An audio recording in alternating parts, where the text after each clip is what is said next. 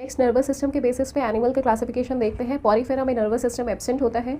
Coelenterata में nervous system diffuse type का होता है, जिसमें जो सेल्स स्कैटर्ड होते हैं वही कंडक्शन में हेल्प करते हैं। नेक्स्ट प्लेटीहेलमिन्थेस और निमेटोड में जो नर्वस सिस्टम होता है वो लैडर टाइप का होता है। और उसके बाद में एनिलिडा में जो नर्वस सिस्टम होता है वो कैसा होता है, सर्कमफेरेंजियल नर्व रिंग होती है, जिसमें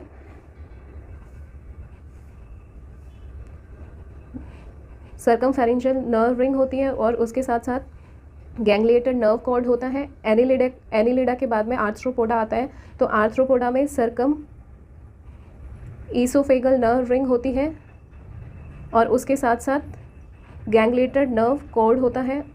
उसके बाद में मोलस्का आते हैं, जिनमें जो गैंग्लिया होते हैं वो कमीसर और कनेक्टिव से क्या होते हैं, इंटरकनेक्टेड होते हैं। कमीसर और कनेक्टिव के साथ इंटरकनेक्टेड होते हैं। उसके बाद में इकाइनोडर्मेटा आते हैं, इसमें जो नर्व रिंग होती है वो ओरल और एबोरल नर्व रिंग होती है। और इकाइनोडर्मेटा में वाटर वास्कुलर सिस्टम भी होता है। और कॉर्डेट्स में जो नर्वस सिस्टम अपन देखते हैं उसमें क्या होता है, central nervous system, peripheral nervous system होते हैं। तो ये अपन ने देखा नर्वस सिस्टम, जिसमें पॉरीफेरा में नर्वस सिस्टम एब्सेंट होता है, सिलेंट्रेटा में डिफ्यूज टाइप का होता है, प्लेटीहेलमिन्थेस और निमेटोड में लैडर शेप का होता है, लैडर टाइप का होता है, एनिलिडा में सर्कमफेरेंजियल नर्व रिंग होती है, आर्थ्रोपोडा में सर्कम ईसोफेगल नर्व रिंग होती है, मोलस्का में जो गैंग्लिया होते हैं वो एक दूसरे से इंटरकनेक्टेड होते हैं, इकाइनोडर्मेटा में ओरल और अबोरल नर्व रिंग प्रेजेंट होती है। फिर उसके बाद में कोर्डेटा में सेंट्रल नर्वस सिस्टम और पेरिफेरल नर्वस सिस्टम प्रेजेंट होता है।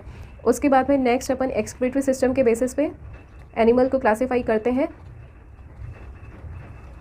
इसमें पॉरीफेरा सिलेंट्रेटा में क्या होते हैं, जो एक्सक्रीटरी सिस्टम होता है वो क्या होता है, एब्सेंट होता है। पॉरीफेरा और सिलेंट्रेटा में एब्सेंट होता है, जो एक्सक्रीशन होगा वो बॉडी सरफेस से ही होगा। उसके बाद में प्लेटीहेलमिन्थेस में सोलेनोसाइट्स प्रेजेंट होते हैं। सोलेनोसाइट को अपन क्या बोलते हैं, फ्लेम सेल्स भी बोलते हैं। और फ्लेम सेल्स के साथ साथ इनको अपन क्या बोलते हैं, प्रोटोनेफ्रिडिया भी बोलते हैं। तो प्रोटोनेफ्रिडिया किस में प्रेजेंट होगा, प्लेटीहेलमिन्थेस में प्रेजेंट होगा। उसके बाद में निमेटोड्स में क्या प्रेजेंट होता है, रेनेट सेल भी प्रेजेंट होते हैं, जो कि एच शेप सेल होते हैं, रेनेट सेल, इनको एक्सक्रीटरी कैनाल भी बोलते हैं। उसके बाद में एनिलिडा में क्या प्रेजेंट होते हैं, नेफ्रिडिया प्रेजेंट होते हैं। उसके बाद में आर्थ्रोपोडा में मैलफिशियन ट्यूब्यूल प्रेजेंट होते हैं। और प्रोन्स में क्या होते हैं, ग्रीन ग्लैंड्स होते हैं एक्सक्रीशन के लिए। और मोलस्का में क्या होती है, किडनी प्रेजेंट होती हैं। और यहाँ याद रखना, इकाइनोडर्मेटा में जो एक्सक्रीटरी सिस्टम होता है वो एब्सेंट होता है। ये बहुत इंपॉर्टेंट है, याद रखना। इकाइनोडर्मेटा में जो एक्सक्रीटरी सिस्टम होगा वो क्या होगा, एब्सेंट होगा। तो ये एक्सक्रीटरी सिस्टम देखा अपने पॉरीफेरा सिलेंट्रेटा में क्या होगा, एब्सेंट होगा।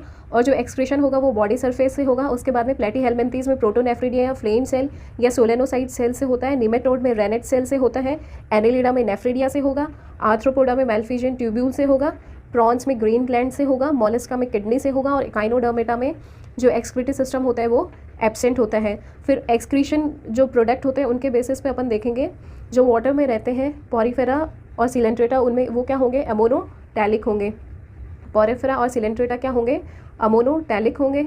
और इंसेक्ट क्या एक्सक्रीट करेंगे, यूरिक एसिड एक्सक्रीट करेंगे। और उसके बाद में कुछ मोलस्का और कुछ इकाइनोडर्मेटा क्या एक्सक्रीट करते हैं, अमीनो एसिड एक्सक्रीट करते हैं। तो ये अपन ने देखा एक्सक्रीटरी सिस्टम और excretory products. Next level of organisation के बेसिस में एनिमल को क्लासीफाई करते हैं, जिसमें सबसे पहले जो प्रोटोजोआ होते हैं वो क्या होते हैं, एसेलुलर होते हैं और इनमें प्रोटोप्लाज्मिक लेवल प्रेजेंट होता है। उसके बाद में जो पॉरीफेरस होते हैं वो क्या होते हैं, सेलुलर होते हैं और यहाँ पे जो सेल्स प्रेजेंट होंगे उनमें कोऑर्डिनेशन नहीं होगा। उसके बाद में सिलेंट्रेटा और टीनोफोरा में क्या होते हैं, टिश्यू लेवल होता है, जिसमें various epithelial tissue, corrective tissue, muscular tissue, nervous tissue develop हो जाती है। और उसके बाद में प्लेटीहेलमिन्थेस और निमेटोड्स में क्या प्रेजेंट होता है, प्लेटीहेलमिन्थेस में क्या प्रेजेंट होता है, ऑर्गन लेवल प्रेजेंट होता है। टिश्यू से क्या किसका फॉर्मेशन हो जाता है, ऑर्गन का फॉर्मेशन हो जाता है। और फर्दर उसके बाद में निमेटोडा से लेके कॉर्डेट्स तक ऑर्गन सिस्टम डेवलप हो जाते हैं। तो ये अपन ने लेवल ऑफ ऑर्गेनाइजेशन देखा। सबसे पहले प्रोटोजोआ, उसमें क्या वो क्या होते हैं, एसेलुलर होते हैं, उनमें प्रोटोप्लाज्मिक लेवल होते हैं। पॉरीफेरस में सेलुलर लेवल होता है। सिलेंट्रेट और टीनोफोरा में सी में क्या होगा, टिश्यू लेवल होंगे, जिससे epithelial tissue, connective tissue, muscular tissue और नर्वस टिश्यू डेवलप हो जाती है। उसके बाद में प्लेटीहेलमिन्थेस में ऑर्गन लेवल आता है, टिश्यू सब मिलके क्या बना लेती हैं, ऑर्गन का फॉर्मेशन कर लेती हैं। फिर उसके बाद में निमेटोड में क्या होते हैं, निमेटोड से कॉर्डेट तक क्या होते हैं, ऑर्गन सिस्टम आ जाते हैं, जैसे सर्कुलेटरी सिस्टम, डाइजेस्टिव सिस्टम, वो सब डेवलप हो जाते हैं किसमें, निमेटोड से कॉर्डेट तक। तो याद रखना, प्रोटोजोआ पी से प्रोटोप्लाज्मिक, पॉलीफेरा में सेलुलर लेवल, और सिलेंट्रेट और टीनोफोरा में टिश्यू लेवल, और प्लेटीहेलमिन्थीज में ऑर्गन लेवल, और निमेटोड से बाकी के आगे के जितने हैं उन सब में क्या होगा, ऑर्गन सिस्टम होगा। नेक्स्ट अपन सिफिलाइजेशन के बेसिस पे देखते हैं। सिफिलाइजेशन का मतलब क्या होता है, हेड का फॉर्मेशन होना। तो हेड का फॉर्मेशन कौन से फाइलम से डेवलप होता है, फ्लैट फॉर्म से डेवलप होता है। फ्लैट फॉर्म में क्या होता है, सबसे पहले सिफिलाइजेशन होता है। फ्लैट फॉर्म बोले तो प्लेटीहेलमिन्थीज फाइलम से क्या होगा, सिफिलाइजेशन शुरू होगा। सिफिलाइजेशन मतलब हेड का फॉर्मेशन होगा। नेक्स्ट जर्मिनल लेयर के बेसिस पे क्लासीफाई करते हैं। इसमें डिप्लोप्लास्टिक और ट्रिप्लोप्लास्टिक ऑर्गेनिज्म होते हैं। डिप्लोप्लास्टिक का मतलब है जिसमें 2 जर्म लेयर प्रेजेंट हो, सिर्फ एक्टोडर्म और एंडोडर्म। इसमें मेसोडर्म जो लेयर होती है वो एब्सेंट होती है। और ये डिप्लोप्लास्टिक ऑर्गेनिज्म कौन से होंगे, पॉरीफेरा से लेके टीनोफोरा तक। पॉरीफेरा से टीनोफोरा तक सारे क्या होते हैं, डिप्लोप्लास्टिक होते हैं। उसके बाद में ट्रिप्लोप्लास्टिक ऑर्गेनिज्म होते हैं। ट्रिप्लोप्लास्टिक ऑर्गेनिज्म में क्या होता है, एक्टोडर्म भी होगा, एंडोडर्म भी होगा, और क्या होगा, मेसोडर्म लेयर भी प्रेजेंट होंगी। और ये ट्रिप्लोप्लास्टिक प्लेटीहेलमिन्थीज से लेके कॉर्डेट तक सब क्या होते हैं, ट्रिप्लोप्लास्टिक होते हैं। ये सब क्या होंगे, ट्रिप्लोब्लास्टिक होंगे। और ये ऑर्गन लेवल जब से डेवलप होता है, तो जब ऑर्गन लेवल डेवलप होता है तो उसमें क्या होते हैं, ऑर्गेनिज्म ट्रिप्लोब्लास्टिक होते हैं। और अभी अपन ने जस्ट पीछे देखा है, ऑर्गन लेवल जो डेवलप होता है वो कहाँ से शुरू हो जाता है, प्लेटीहेलमिन्थीज से हो जाता है। और जो ऑर्गन सिस्टम लेवल डेवलप होता है वो कहाँ से होता है, निमेटोड से कॉर्डेट से होता है। और जो ऑर्गन डेवलप होंगे वो प्लेटीहेलमिन्थीज से शुरू हो जाएंगे। तो जब ऑर्गन डेवलप होते हैं तो वहाँ पे 3 लेयर की ज़रूरत होती है। ऑर्गन कहीं से डेवलप होंगे, कुछ एक्टोडर्म से डिराइव होंगे, कुछ एंडोडर्म से डिराइव होंगे, कुछ मेसोडर्म से डिराइव होंगे। तो वहाँ पे ट्रिप्लोब्लास्टिक लेयर काम आती है। तो ट्रिप्लोब्लास्टिक जो ऑर्गेनिज्म होंगे वो प्लेटीहेलमिन्थीज से बाकी के सारे ऑर्गेनिज्म ट्रिप्लोब्लास्टिक होंगे। और डिप्लोब्लास्टिक जो पॉरीफेरा से टीनोफोरा तक होते हैं वो सारे क्या होंगे, डिप्लोब्लास्टिक होंगे। नेक्स्ट अपन बॉडी प्लान के बेसिस पे ऑर्गेनिज्म को डिवाइड करते हैं। बॉडी प्लान के बेसिस पे ऑर्गेनिज्म एक तो सेल एग्रीगेट टाइप के होते हैं, एक ब्लाइंड सेक टाइप के होते हैं, और एक tube with in tube type के होते हैं। सेल एग्रीगेट टाइप के नाम से ही पता चलता है कि इनमें क्या होंगे, सेल एग्रीगेट फॉर्म में प्रेजेंट होंगे। और ये किस में प्रेजेंट होते हैं, पॉरीफेरा में प्रेजेंट होते हैं। उसके बाद में है blind sac type. Blind sac type, इसमें क्या होता है, जो डाइजेस्टिव सिस्टम होगा वो क्या होगा, इनकम्प्लीट होगा। डाइजेस्टिव सिस्टम इनकम्प्लीट का मतलब क्या होगा, एक ओपनिंग होगी और ये ओपनिंग माउथ और एनएस की जैसे एक्ट करेगी। फॉर एग्जांपल हाइड्रा में क्या होता है, हाइड्रा का शेप ऐसा होता है तो उसमें सिंगल ओपनिंग होती है।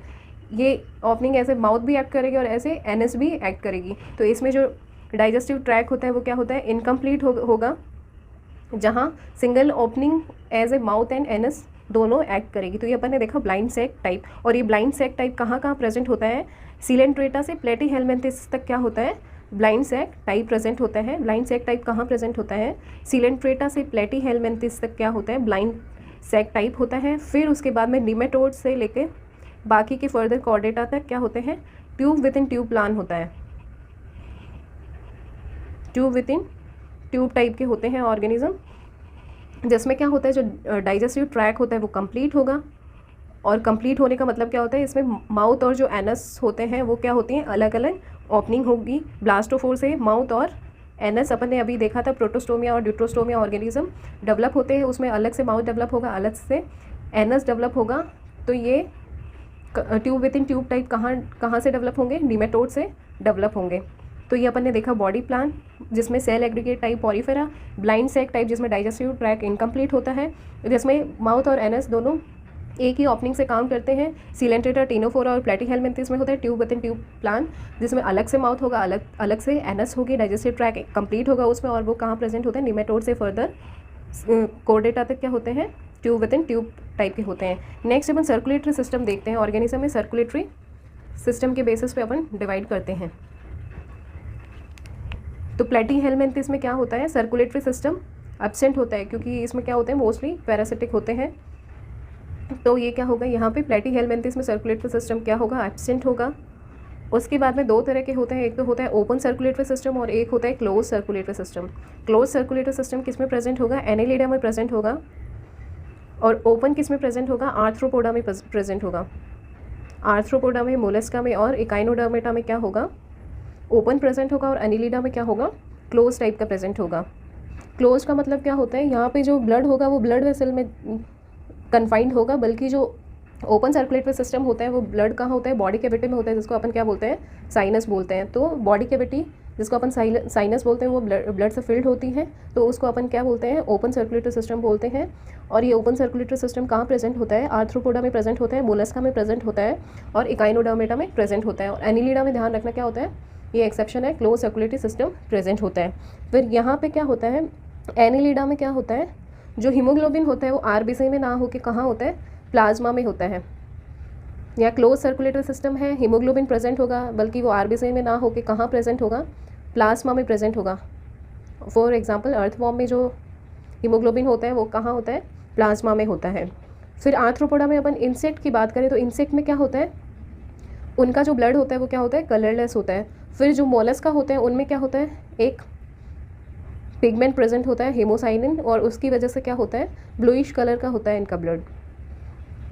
और मोलस्का में भी जो सिफेलोपोड होते हैं उनमें क्या होता है, सिफेलोपोड में क्या होता है, क्लोज सर्कुलेटरी सिस्टम प्रेजेंट होता है।